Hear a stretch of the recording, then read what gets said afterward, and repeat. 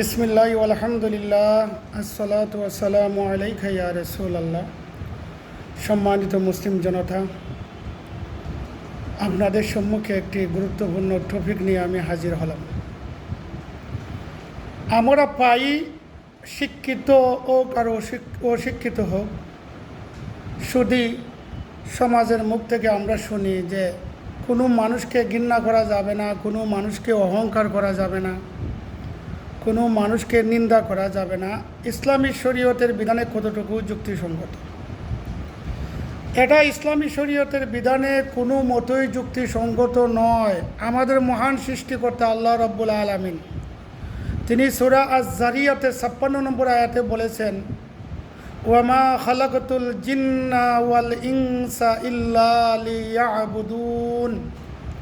I have created between jinn and insan only for my worship. আমি জিন এবং মানব জাতি সৃষ্টি করছি আমার ইবাদতের জন্য। জিন এবং ইনসানকে ইবাদতের জন্য সৃষ্টি করা সত্ত্বেও আল্লাহ রাব্বুল আলামিন এবং তার মনোনীত রসুল, নবী ও রসুল শিরোমণি হযরত মুহাম্মদ মুস্তাফা সাল্লাল্লাহু আলাইহি ওয়াসাল্লাম, যাকে সৃষ্টি না করলে আল্লাহ কোনো কিছু সৃষ্টি করতেন না।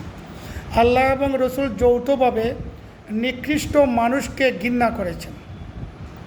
পবিত্র কোরআনে আল্লাহ নিকৃষ্ট মানুষকে ঘৃণা করতে যে তাদেরকে সারফায়া জানোয়ার বলেছেন, এর চেয়ে নিকৃষ্ট বলেছেন। যেমন সূরা আল আরাফের ১৭৯ নম্বর আয়াতে আল্লাহ বলেন, লাহুম কুলুবুন লা ইয়াবকাউনা বিহা ওয়া লাহুম আ'য়ুনুন লা ইবসিরুনা বিহা ওয়া লাহুম আযানুন লা ইয়াসমাউনা বিহা উলাইকা কাল আনআম বাল হুম আদাল্ল। মানুষের মধ্যে কতক লোক আছে তাদের হৃদয়ে থাকা সত্যকে উপলব্ধি করতে পারে না, তাদের চোখ থাকা সত্যকে দেখে না, তাদের কর্ণ থাকা সত্যকে শুনে না। তারা চারপায়া জানোয়ার, এর চেয়ে আরও নিকৃষ্ট। সূরা আল আরাফের ১৭৯ আয়াত দ্বারা প্রমাণিত হলো, সূরা আল আরাফের ১৭৯ নম্বর আয়াত দ্বারা প্রমাণিত হলো, যারা হককে, সত্যকে চোখ দ্বারা দেখা সত্য দেখতে চায় না, সত্যকে কান দ্বারা শুনতে চায় না এবং তার হৃদয় দ্বারা, আত্মা দ্বারা সত্যকে গ্রহণ করতে চায় না, তারা চারপায়া জানোয়ার। এই আয়াত দ্বারা প্রমাণিত হলো সব মানুষকে ভালোবাসা যাবে না। এবার আসেন, সিহাসিত্তা ৬টা কিতাবের মধ্যে অন্যতম একটা কিতাব হচ্ছে সুনানে ইবনে মাজা শরীফ। সুনানে ইবনে মাজার ১৭৩ নম্বর হাদিস, সুনানে ইবনে মাজার ১৭৩ নম্বর হাদিস। হযরত ইবনু আবু আউফা রাদিয়াল্লাহু আনহু হইতে বর্ণিত, আল্লাহ নবী বলেন, আল খাওয়ারিজু কিলাবুন্নার, খারিজিরা জাহান্নামের কুত্তা।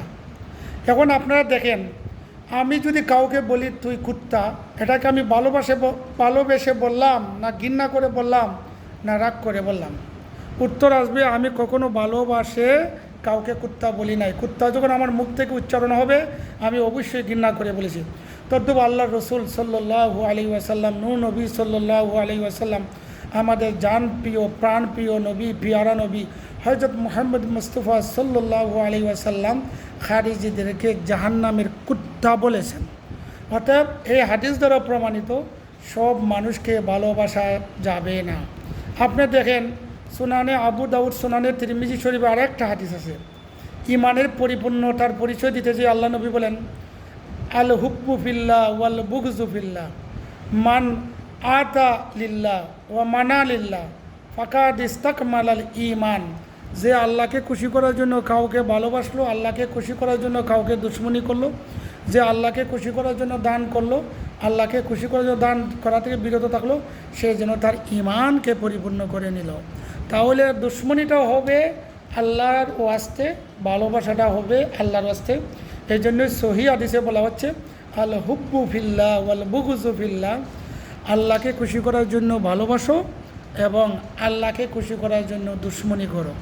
যেমন সুনানের তিরমিজি শরীফের, সহিহ বুখারী শরীফের একটা হাদিস শরীফ আছে, 7 ব্যক্তি আল্লাহর আরশের নিচে স্থান লাভ করবে, যেদিন আরশের ছায়া ছাড়া আর কোনো ছায়া থাকবে না।